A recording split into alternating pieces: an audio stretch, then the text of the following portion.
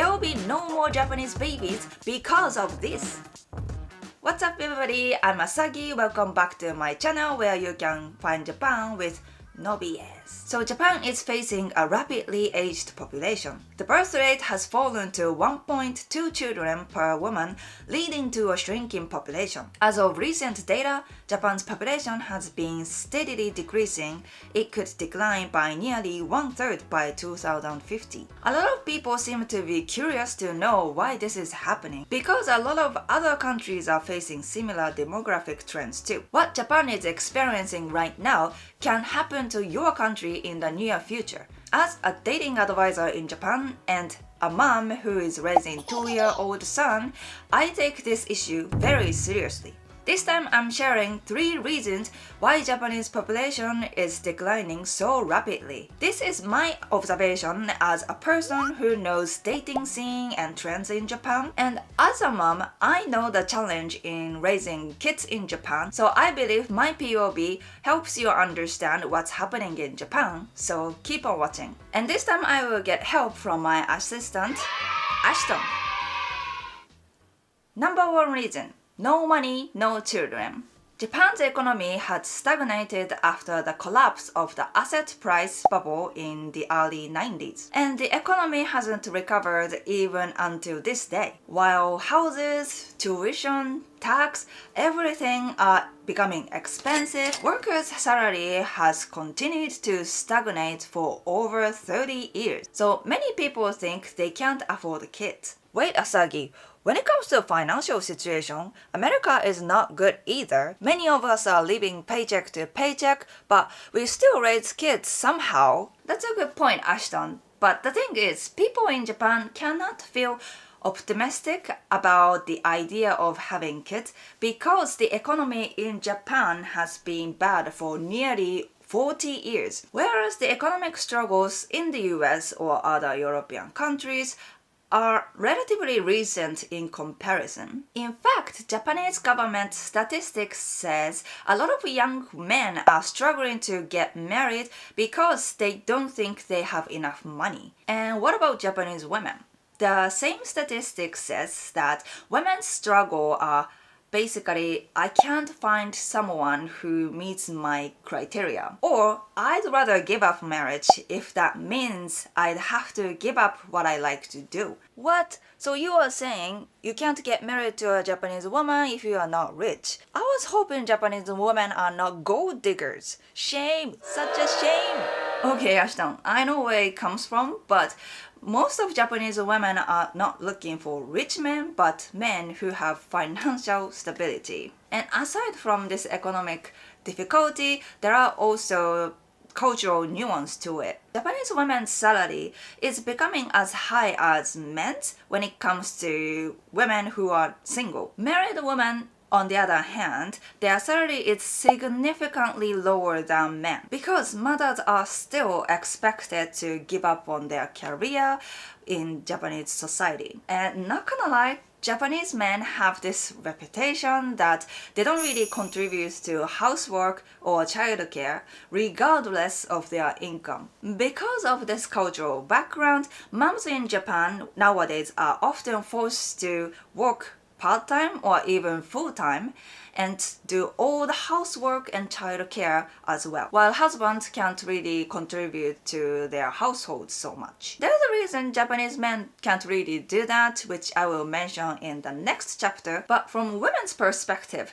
what's the point of a relationship if they have to do everything in the relationship? Therefore, single women nowadays choosing to stay single. So basically, this long-term economic stagnation is affecting Japan's modern dating life and relationships. Reason number 2 is definitely toxic work culture and poor childcare support. When it comes to making more babies in a country, providing the right environment for parents who want to have second kids, third kids, or even more would be a great idea, right? But as a mother of a child, I don't think Japan has the environment. First of all, we definitely lack childcare options. Due to the economic concerns and the rise of women's rights in Japan, a lot of the parents want to have a double income, which is probably the same in your country. However, daycare availability hasn't definitely kept up with it. Especially in the Tokyo area, many children are still waiting for the vacancies of daycare houses. There aren't enough daycare houses, mainly because of the lack of carers, while the demand is getting so much bigger. In my case, for example, it took solid 1 year to find and start sending my son to a daycare. Also in Japan, hiring babysitters isn't so common and it's very expensive. And also there is an aspect that individual and households in big cities such as Tokyo or Osaka, they are pretty much isolated and people don't have many friends to look after each other. Even grandparents are either living far away or not willing to babysit their grandchildren. Because when they were raising their children, many moms were able to focus on childcare without worrying too much about their finances. So they didn't have to rely on their parents, right? So modern parents like us don't have a choice other than sending our children to daycare, and we are fighting for our lives to find one. And toxic work culture is definitely affecting too. For example, mothers cannot really go back to work. So we have paid childcare leave, and mothers can take up to 1 year of leave, which is nice, but for fathers, they couldn't take one until very recently. Now government started to encourage fathers to take it, but it's only for 4 weeks, which is 1 month. What can they do in a month, right? So when a household think about their financial stability, most likely moms take much longer leave than fathers. And as I mentioned, many of them are struggling to find daycare options. If they can't find it, then moms have to quit their jobs, and that makes it harder for them to go back to work. This law is pushing us into a stereotypical gender role, hence we don't have flexibility in childcare. One more thing to mention when it comes to working culture is that fathers work long hours at their workplaces. This gender role is definitely causing stress for fathers too. In Japanese companies, men are expected to spend longer time at work. And you might have an issue with getting promotion or incentives if you don't follow the rule. And do they get paid more by doing so? That's not always the case. This is one of the reasons many fathers in Japan cannot really contribute to childcare or housework because they are working long hours. Okay, that's a fair point, but maybe they can still start a family once they establish their career in their 30 or 40. Sadly, that's not happening in Japan, and that comes from the challenge in dating, which is my specialty. So the reason number 3 is dating hardships to parasocial relationships. So the stereotype people have for Japanese people, which is true, is that Japanese people are shy. People in the big cities rarely talk to strangers, which makes it harder for you to meet new people in real life. That's why in the past, people were setting you up all the time. Arranged marriage was quite common up until mid-90s, and until a decade ago, getting married to co-workers was the most popular way to meet spouses. And there are always that senpais, superiors, who were willing to be a wingman or a wingwoman.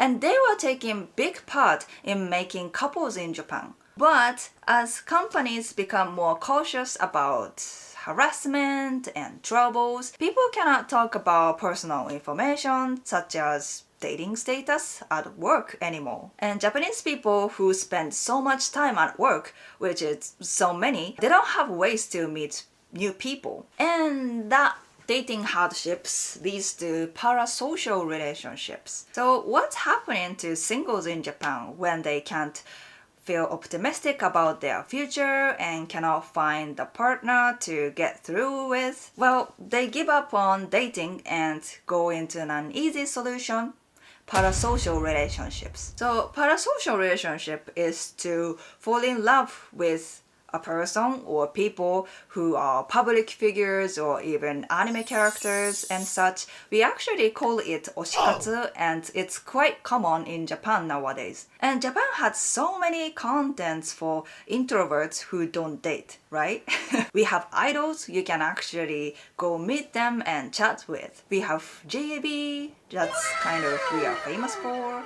And Japanese society accept prostitution. We have so many services when it comes to prostitution, and some of them even are not necessarily sex involved. For example, we have girls bar, where girls will serve you drinks and you can chat with them by paying extra. Doesn't mean you can get something sexual, but you can get some kind of connection with the girls if you pay, as long as you pay. Even maid cafes, it's not considered prostitution, it's not, but you might think it's just an unthemed cafe, right? Actually, many men who go there are looking for something more than that. And recently, many people are into streamers and paying so much for the donation to support them, right?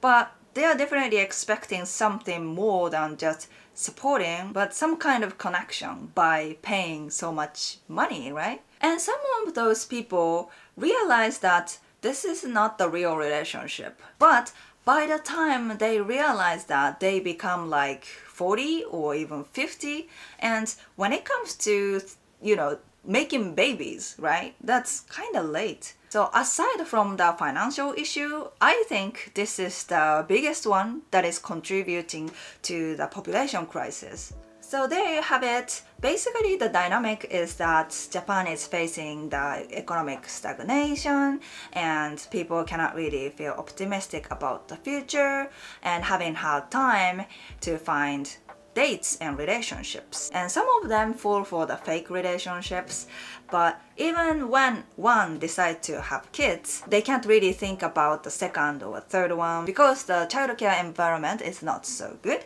But what do you think? Do you think it's gonna get any better, or do you actually have an idea to stop Japan's population crisis? Let me know in the comment section. And don't forget to check out my dating advice service if you are still here to get through the dating hardships. I will definitely be happy to help you. Well, thanks for checking out the video. I really appreciate it. Don't forget to subscribe to my channel, and I'll see you in the next video. Bye!